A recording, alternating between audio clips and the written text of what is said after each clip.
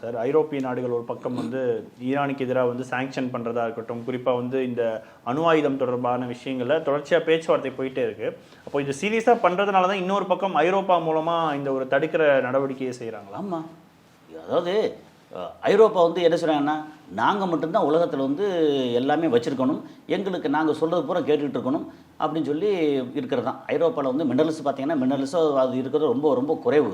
ஆனால் மக்கள் வந்து ரொம்ப சுகமாக நல்லா வாழ்ந்துக்கிட்டு இருக்காங்க. அப்போ என்ன, அடுத்தவன்ட்ட வந்து அடித்து பிடுங்கி பண்ணுறதானே. சென்ட்ரல் ஆஃப்ரிக்கா, வெஸ்ட் ஆஃப்ரிக்கா அங்கே இருக்கிற மொத்த வளத்தை அள்ளிட்டு போகிறது தானே. இப்போ தான் வந்து அங்கே ஒரு பெரிய எழுச்சி வந்துருச்சு. அதனால் இப்போ ஐரோப்பா வந்து கீழே இறங்க ஆரம்பிச்சிருச்சு, அமெரிக்காவும் கீழே ஆல்மோஸ்ட் இறங்க ஆரம்பிச்சிருச்சு. அப்புறம் இஸ்ரேல் வந்து இப்போ அடி தாங்க முடியாமல் வந்து சமாதானத்துக்கு வந்துட்டாங்க.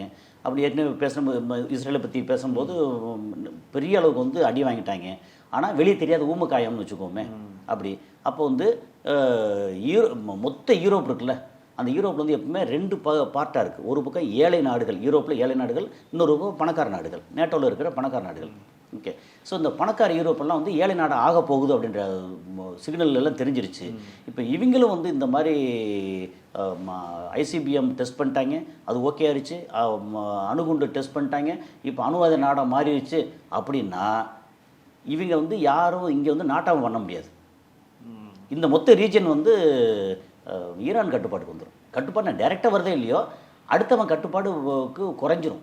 ஸோ இது நேரடியாக சீனாவுக்கும் ஒரு அட்வான்டேஜஸாக போகும் இல்லையா? சீனாவுக்கு கண்டிப்பாக அட்வான்டேஜாக போகும்.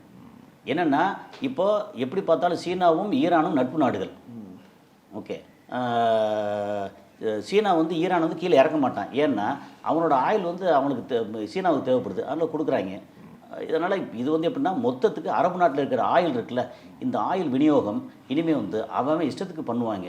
அப்போ என்ன ஆகும், இதை வச்சு மஞ்சள் குளிச்சுக்கிட்டு இருக்க அமெரிக்கா பெரிய அடி வாங்கும்.